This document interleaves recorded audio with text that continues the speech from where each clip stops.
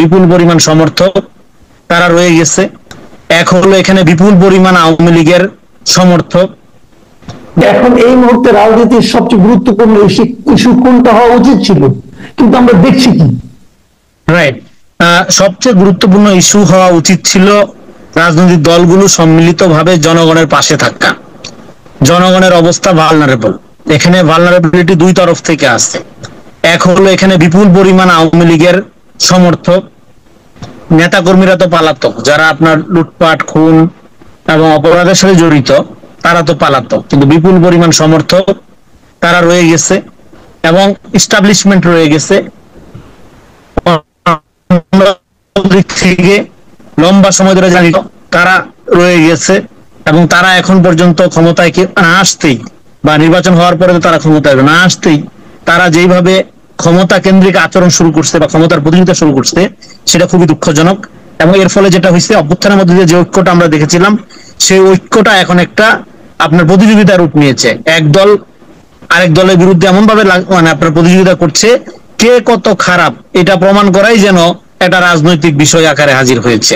কে কত বড় চাঁদাবাজ, কে কত বড় দুর্নীতিবাজ, কে কত বড় ঘুষখোর, সেই প্রতিযোগিতায় আমরা চলে গেছি। অথচ আমাদের দরকার ছিল 5 তারিখে যে কমন ভিক্টিমহুডের জায়গা থেকে যে এরকম একটা গণ অভ্যুত্থান হলো, গণ অভ্যুত্থানের পরে 5 থেকে 8 তারিখ দেখবেন যে জনগণের মধ্যে যে সহমর্মিতা, সহানুভূতি, একজন আরেকজনের পাশে থাকা, দাঁড়ানো, হ্যাঁ, সেইটার যে স্পিরিটটা, সেটা যখন একটা ক্যাবিনেট মুখী হয়ে গেল, ক্যাবিনেট গঠন, কে ক্ষমতার দিকে থাকবে, হ্যাঁ, কার লোকজন কোন পদে যাবে, এই প্রতিযোগিতায় যখন গেল, তখন যারা জীবনের মায়া ত্যাগ করে আন্দোলনে গেলেন তাদের সাথে আন্দোলনটার তখন থেকেই বিচ্ছিন্নতা শুরু হয়েছিল এবং এই বিচ্ছিন্নতা এখন একটা পুরাপুরি হতাশায় উপনীত হয়েছে। ফলে এখন এই মুহূর্তে বাংলাদেশের জন্য জরুরি স্ট্যাবিলিটি।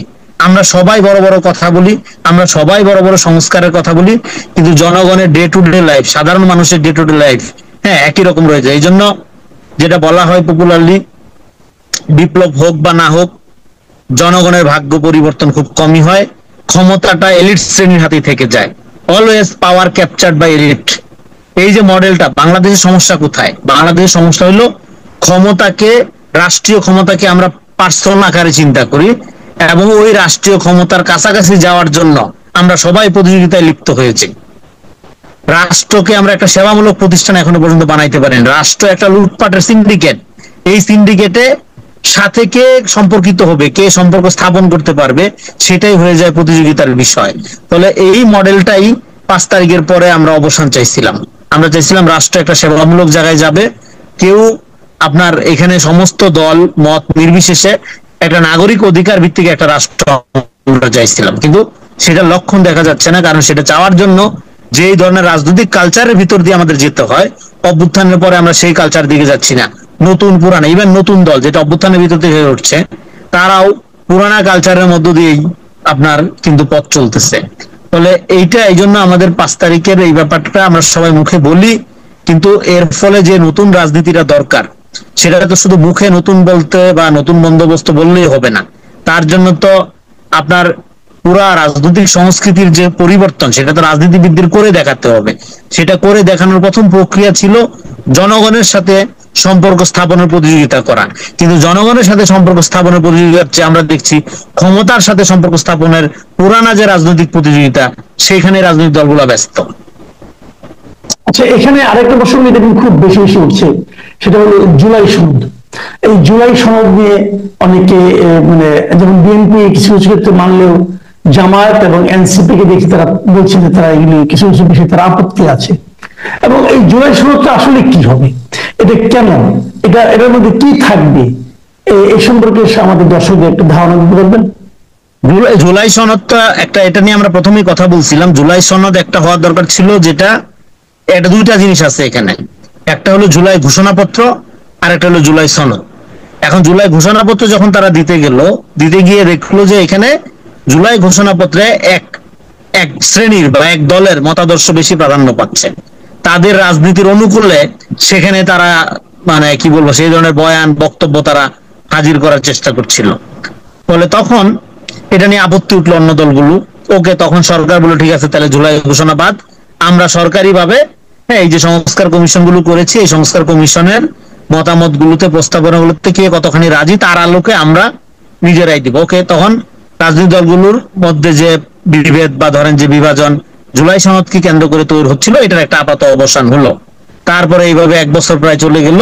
1 বছর পরে এখন এসে সরকার বললো যে এটা আমরা নিজেরা করব। হ্যাঁ, এইভাবে তখন তারা একটা খসড়া কয়েকদিন আগে দিয়েছে। এই খসড়া, এখন এই খসড়াটা তার বিএনপি এবং জামাত এবং এনসিপি তারা বলতেছে এটা তারা মানতেছে না, এবং বিএনপি বলছে ঠিক আছে আমরা একমত। এটা খসড়া ফলে এটা দ্বিমত করার সুযোগ আছে, এনসিপি জামাত দ্বিমত করতেই পারে। কিন্তু আমরা যেটা বলতে চাই, জুলাই সনদটা হতে হবে জাতীয়। এটা বিএনপির হলেও হবে না, এনসিপির হলেও হবে না, জামাতের হলেও হবে না। এখন প্রবলেম হচ্ছে ওই আগের কথাই, যখন আপনি আপনার সুবিধা দেখছেন তখন আপনি বলছেন যে এটাই জাতীয়, এটাই সঠিক, এটাই জনগণের হওয়া উচিত। যখন আপনি আপনার সুবিধা দেখছেন না, তখন আপনি বলছেন না এটা আমি মানি না, এটা তো স্বার্থ হাসিল হচ্ছে না। ফলে 5 তারিখের পরে আপনার ডায়লগ অফ কালচার যেটা, হ্যাঁ ডায়লগ অফ কালচার যেটা, সেখানে একসাথে বসে তাহলে এটা কিরকম হতে পারে, খসড়াগুলো নিয়ে সমস্ত রাজনৈতিক দলগুলোর সাথে একসাথে তো আপনি বসতে পারতেন। বেশি দল তো না, বড় বড় 4-5টা দল আপনি একসাথে বসেন, তাহলে এবার আপনার আপত্তিটা শুনেন।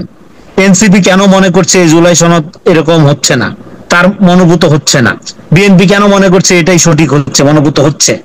তাহলে ঘটনাটা কি ঘটতেছে? তো ফলে এটা আপনি ডায়লগ করার মধ্যে সমাধান না করে এখানেও আবার যদি আপনি রাজনৈতিক বিভাজনের চেষ্টা করেন, তাহলে যেটা হচ্ছে, দেখেন 71-এ আমরা কি করছিলাম, এটা একটা জনযুদ্ধ ছিল। আওয়ামী লীগ সেটাকে একটা পার্টিজান যুদ্ধে পরিণত করছিল। আপনি 24-এও যদি একই ঘটনা ঘটান, এটা তো একটা ভাই জাতীয় ইভেন্ট ছিল। এখানে দল, এটা একই সাথে সর্বদলীয় এবং নির্দলীয় একটা মুভমেন্ট ছিল, গণ অভ্যুত্থান ছিল। এখন আপনি যদি জামাত যদি মনে করে তার পলিটিক্স এর সুবিধা অনুযায়ী 71-কে আওয়ামী লীগ যেভাবে ন্যারেট করেছে, হ্যাঁ 24-কে জামাত যদি ওইভাবে ন্যারেট করে, এটাকে একটা ইভেন্ট তৈরি করে, হ্যাঁ সে তার ইতিহাস নতুন করে তৈরি করে এখান থেকে সে রাজনীতি আবার মেইনস্ট্রিম হওয়ার চেষ্টা করবে বা এক ধরনের হিস্ট্রিসিটি তৈরি করার চেষ্টা করবে, এটা তো হবে না। এই ন্যারেটিভ পলিটিক্স তো পরাজিত হয়েছে, 54 বছরের ন্যারেটিভ এখানে টিকে নাই। এখন আমাদের একটা ভ্যালু বেজ রাষ্ট্র লাগবে, একটা নাগরিক ভিত্তিক রাষ্ট্র লাগবে। এখানে দল যার যার থাকুক, রাষ্ট্র সবার প্রতি ইনসাফ করবে। আমার দল কোনোদিন ক্ষমতা না গেলেও রাষ্ট্র আমার প্রতি বেইনসাফি করবে না। এরকম একটা জায়গায় আমাদের আসতে হবে। সেখানে এখনো যদি আপনি আপনার দলের বয়ান, মতাদর্শিক পজিশন, এইটার আলোকে যদি জুলাই না হয়, আপনি এটার পুরা বিরোধিতা করবেন, আপনি এখানে সাইনই করবেন না, যাবেনই না, তাহলে জাতীয় ঐক্যবদ্ধ হবে কিভাবে? আপনার এই জন্য দলগত যে যার যার স্বার্থটা, এটার আগে জাতীয় স্বার্থকে আপনি প্রাধান্য দেন। জাতীয় স্বার্থ প্রাধান্য দিতে গিয়ে আপনার দলের রাজনীতি যদি ফর টাইমিং ক্ষতিগ্রস্ত হয়, কোনো সমস্যা নাই, এটা মানুষ মনে রাখে। একটা কথা আমি আপনার কথা বুঝতে পারছি, আপনি আপনার যে এইটা চিন্তাটা, কিন্তু প্রশ্ন হলো বাংলাদেশের রাজনৈতিক দলগুলোকে আপনি এতদিন ধরে যেভাবে দেখেছেন, তাদের যে চরিত্র আপনাদের কাছে পরিষ্কার হয়ে আছে, সেই কথাটাকে বিবেচনায় রেখে আপনি কি প্রত্যাশা করেন সবগুলি রাজনৈতিক দল তাদের দলীয় স্বার্থকে জলাঞ্জলি দিয়ে জাতীয় স্বার্থে ঐক্যবদ্ধ হতে পারবে? আপনার অভিজ্ঞতা কি বলে? এটা প্রত্যাশা করাটা একটু বাড়াবাড়ি, এটা সত্য। এটা প্রত্যাশা করার মতো বাস্তবতায় আমরা নাই। কিন্তু আপনি তো এই ঘটনা 5 তারিখে ঘটাইছেন। 5 তারিখে বিএনপির নামে তো আন্দোলন হয়নি, জামাতের ব্যানারে তো আন্দোলন হয়নি, বা এনসিপির ব্যানারেও তো আন্দোলন হয়নি। এটা নির্দলীয় ব্যানারে কেন আন্দোলন হয়েছে? সবাই ঐক্যবদ্ধ কেন নির্দলীয় ভাবে হইল? কারণ এর মধ্যে একটা ইনোসেন্ট জাতীয় স্পিরিট ছিল। জনগণ মনে করছে এখানে হাসিনার অন্যায়ের বিরুদ্ধে নামতেছে যারা, তাদের ক্ষমতায় যাওয়ার কোনো ধান্দা নাই, তারা বস্তুগতভাবে কিছু অর্জন করতে চাচ্ছে না। এই তো তার মানে কি জাতীয় স্বার্থের একটা ব্যাপার। হাসিনা দেশটাকে ধ্বংস করে দিচ্ছে, লুটপাট করতেছে, মানবাধিকার লঙ্ঘন করছে, দেশ রক্ষার এই যে আপনার নিঃস্বার্থ অনুপ্রেরণা, সেটাই তো মানুষকে উদ্বুদ্ধ করেছে রাস্তায় নামতে। তো সেটা তো আপনি মাত্র 1 বছর আগে ঘটাইলেন। এখন 1 বছর পরে আবার যদি আপনি পুরানা বিভাজনের মধ্যে যান, হয়তো মানুষ কষ্ট পাবে, মানুষ হয়তো আবার নতুন করে বঞ্চিত হবে, কিন্তু এটার রেজাল্ট কিন্তু ভালো হয় না। মানুষ তো প্রতিরোধ করে ভাই, মানুষ সময় নেয়। 90-এ করছে, 90-এর পরে এরপরে টুকটাক আন্দোলন হয়েছে, কিন্তু বড় আকারে ম্যাসিভ মেসাকার তো ঘটলো বাচ্চাদের। দেখেন এই আন্দোলনে গর্বের কিছু নাই রাজনৈতিক দলগুলো, কারণ আপনি আপনার বাচ্চা বাচ্চা ছেলে মেয়েদের হারাইছেন। এমন একটা রাজনৈতিক ব্যবস্থা আমাদের, যে তাদের জীবনের বিনিময়ে আমাদের এক ধরনের রাজনৈতিক স্বাধীনতা অর্জনের কথাবার্তা বলার সুযোগ তৈরি করতে হইল। এটা তো অপূরণীয় ক্ষতি। এটা শুধু সেই বাবা মার ক্ষতি না, যে ছেলেটা মারা গেল সে তো মহান প্রতিভাবান হইতে পারতো, সে তো আইনস্টাইনের চেয়ে বড় ক্যাপাবল হইতে পারতো, আপনি তার জীবন বিকশিত করার সুযোগ দিলেন না। তার মানে আপনারা রাজনীতি করতে করতে এমন এক দেশ গঠন করছেন যেখানে শিশুর নিরাপত্তা নাই, নারীর কোনো নিরাপত্তা নাই। তো এই দেশের এইটা যদি হয়, তো যেখানে মানুষের সম্ভাবনা থাকে না, সেখানে আপনি রাজনীতি কার জন্য করেন? সে রাজনীতির কি মূল্য থাকে? তো ফলে এখানে রাজনীতি তো জনগণকে হতাশ করতেছে, এবং আপনার সমস্ত কোয়ালিটির লোক বিদেশ চলে যাচ্ছে, আপনি জাতি কিভাবে গঠন করবেন? আওয়ামী লীগের সময় একদল চলে যাচ্ছে, এখন হতাশ হয়ে আরেক দল চলে যাচ্ছে। যদি আপনার সমস্ত কোয়ালিটির লোক মনে করে তাদের প্রধান ড্রিম হবে, হ্যাঁ, আপনার লিভ দ্য কান্ট্রি, বাংলাদেশ ছেড়ে যাওয়া, এই দেশ আপনি কিভাবে গ্লোবাল কম্পিটিশনে টিকায় রাখবেন? কোন সেক্টরে টিকায় রাখবেন? এখন কথা হলো কি, যারা বাংলাদেশে চলে গিয়েছিল, যে অন্য দেশের নাগরিকত্ব নিয়েছে, এখন তারাই তো আপনাদের এই সংস্কার প্রক্রিয়ার নেতৃত্ব দিচ্ছে।